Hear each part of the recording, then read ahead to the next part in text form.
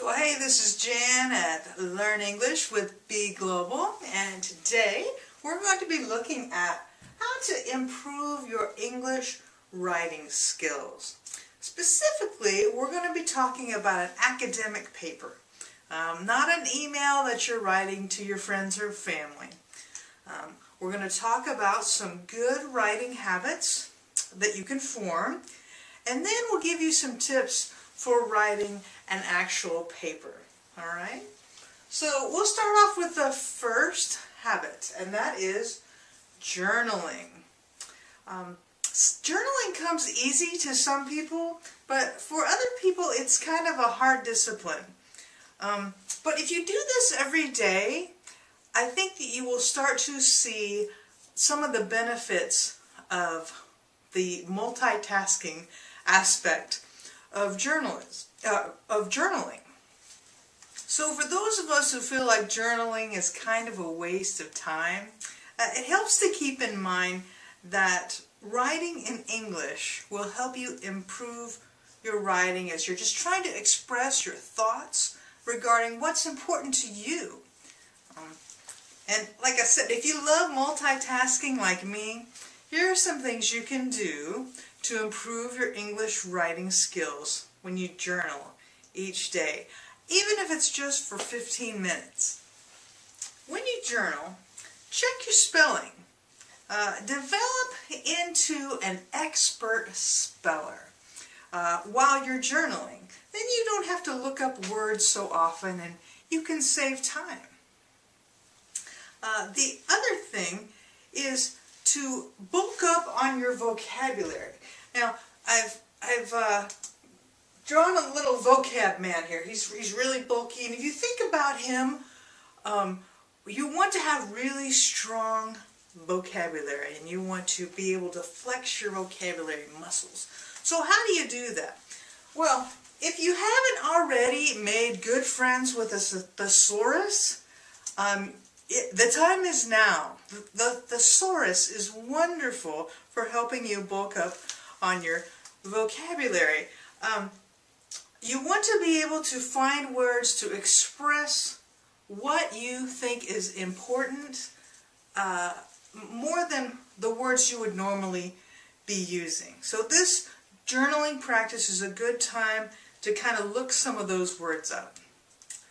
There's another resource that's called a collocation, and we will talk about that in a moment. I will describe that, but that is also a resource for bulking up your vocabulary.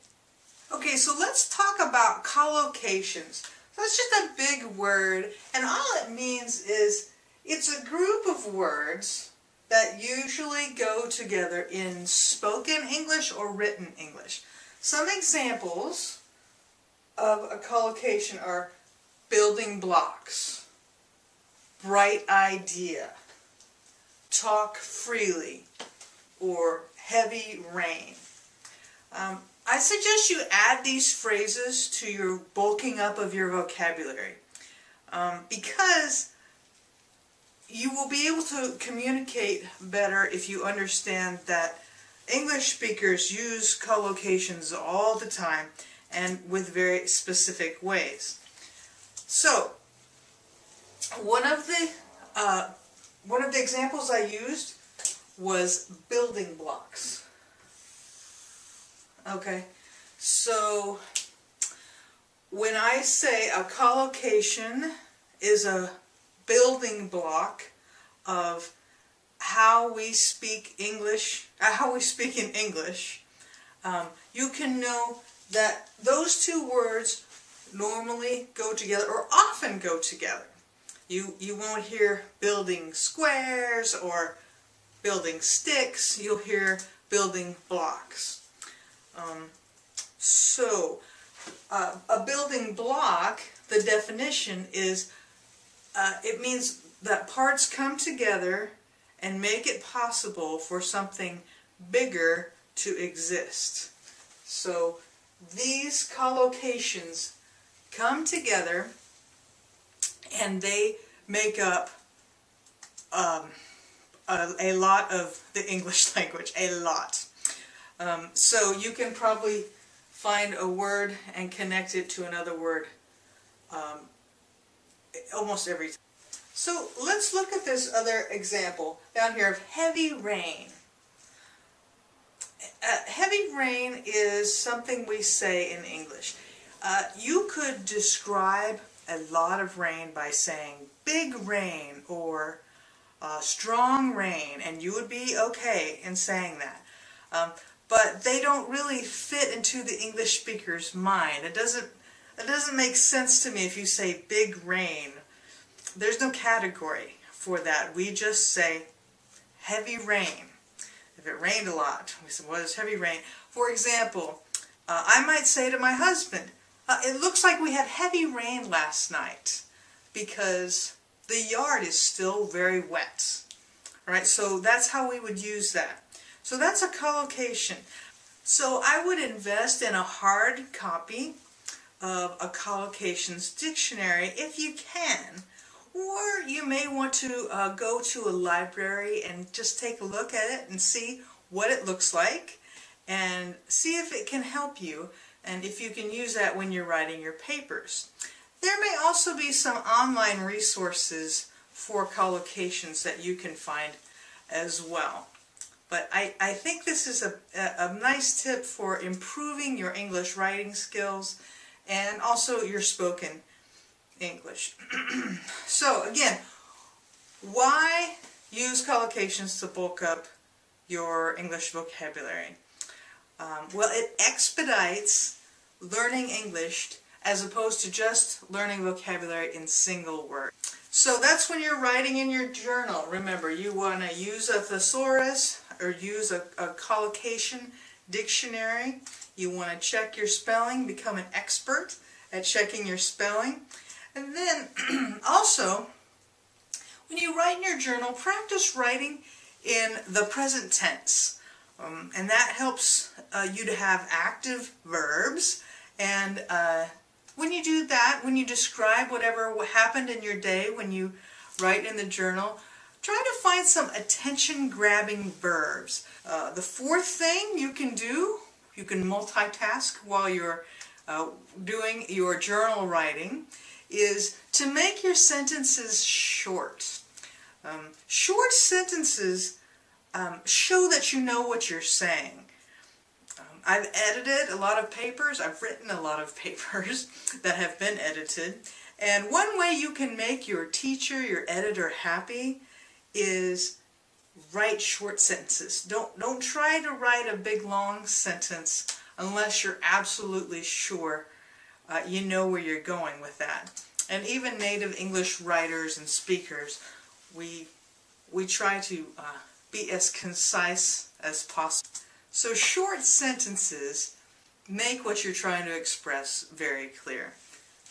In addition to journaling, another habit you might get into, if you aren't already, is reading on a regular basis. You can read newspaper articles for examples of brevity, of short sentences. I also recommend reading some good books with great descriptions. That's another way to bulk up your vocabulary, to learn how they're saying things. What adjectives are they using? Right now, I am rereading Anne of Green Gables. And the description and the overall vocabulary is just delightful. And it sharpens my mind. It helps me be a better communicator and a better writer. So I recommend reading various types of writers as you're trying to increase your English writing skills. Okay, so what if you get an assignment to write an academic paper? How do you write a good paper? One of the most common academic papers is the research paper. So we're going to use that as our example today. What do you do first? Well, the first thing you need to do is find a topic, right? Find a topic. You often get a choice in your paper's topic, so finding the topic that interests you will make the writing process so much more fun and enjoyable.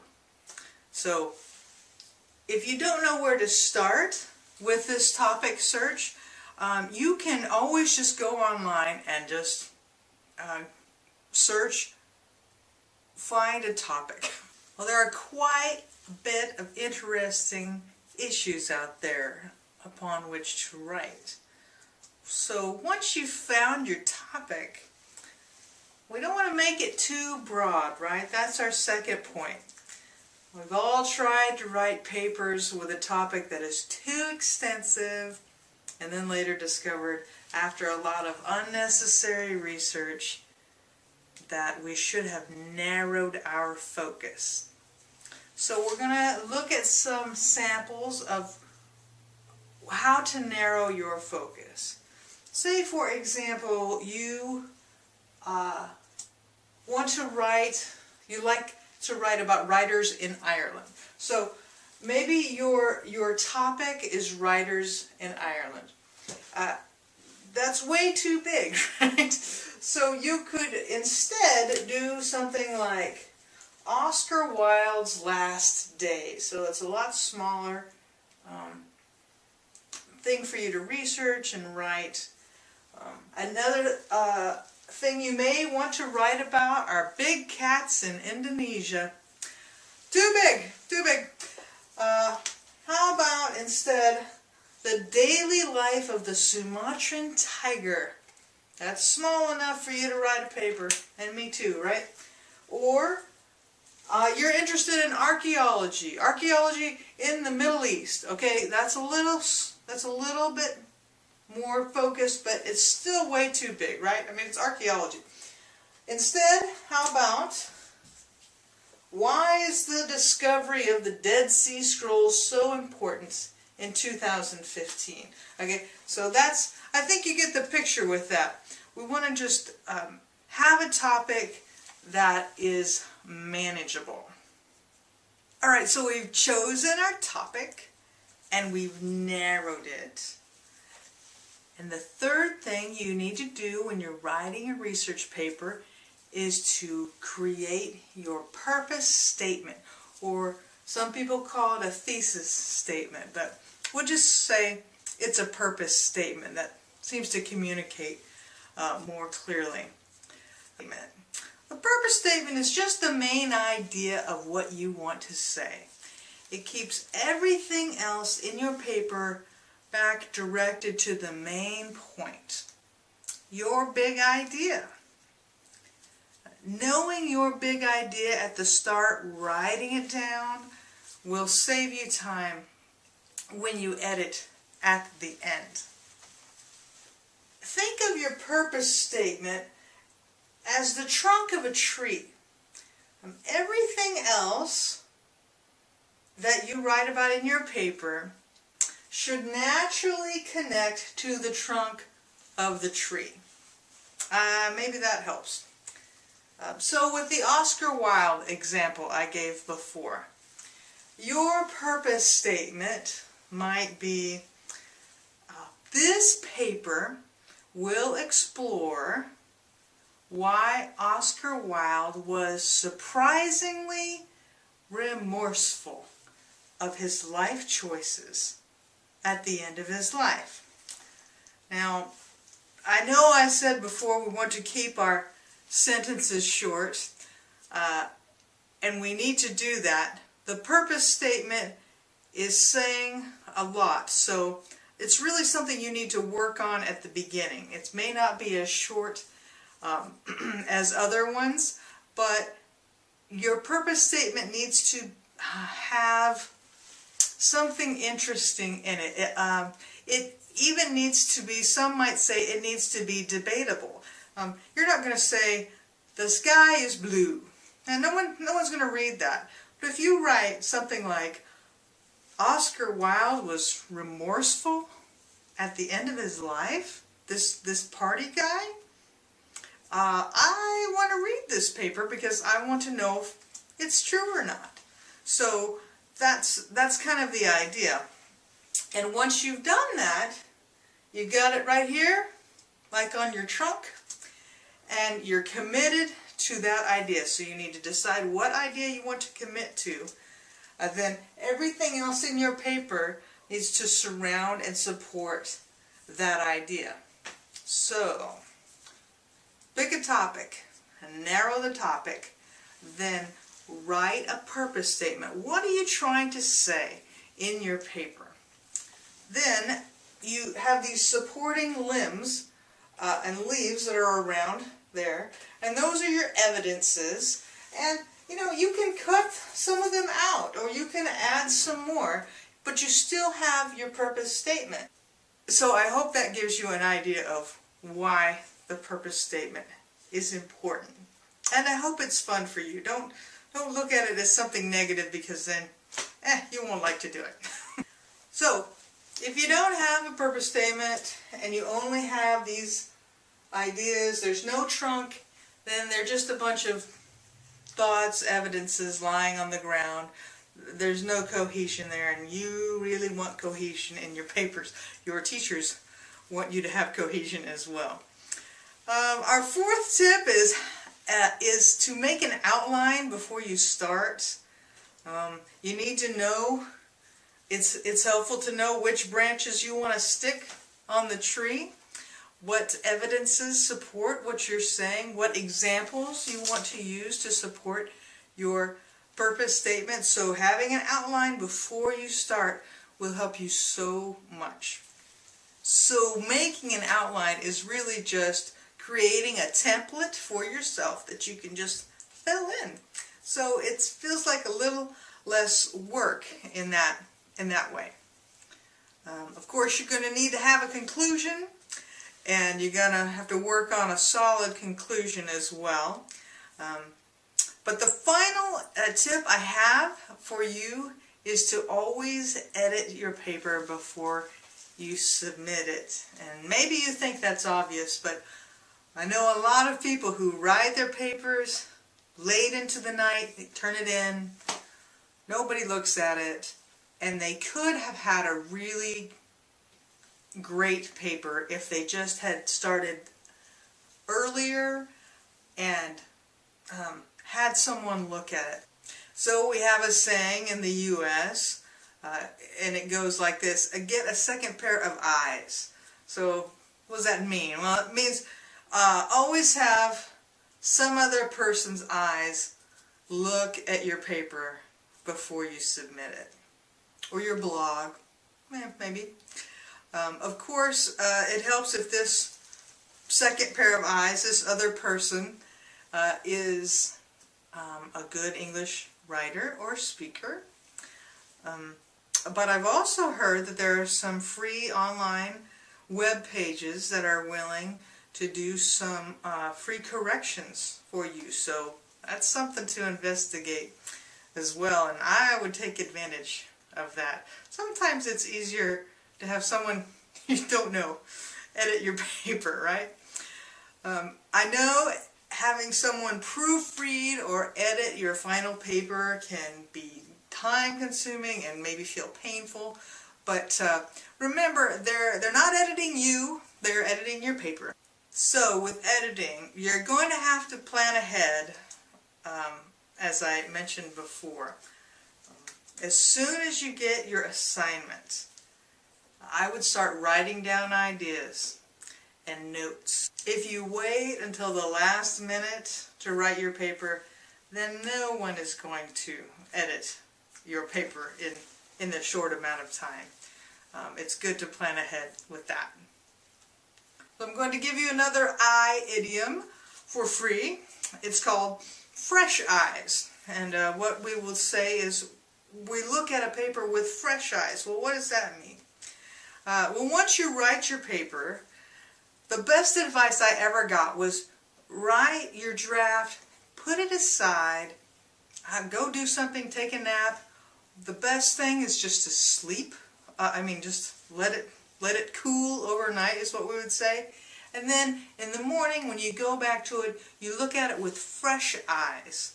Eyes that are not tired, eyes that can see simple mistakes that would maybe make a difference in the grade. So having fresh eyes when you look at your paper will maybe make a difference between an A and a B or something like that. So get a second pair of eyes, have someone else look at your paper, and also edit your paper with a fresh pair of eyes yourself. So those are some of my top tips for how you can improve your English writing skills. And I know you will do great. Thank you for watching. And if you like this video, hit subscribe and leave a comment below.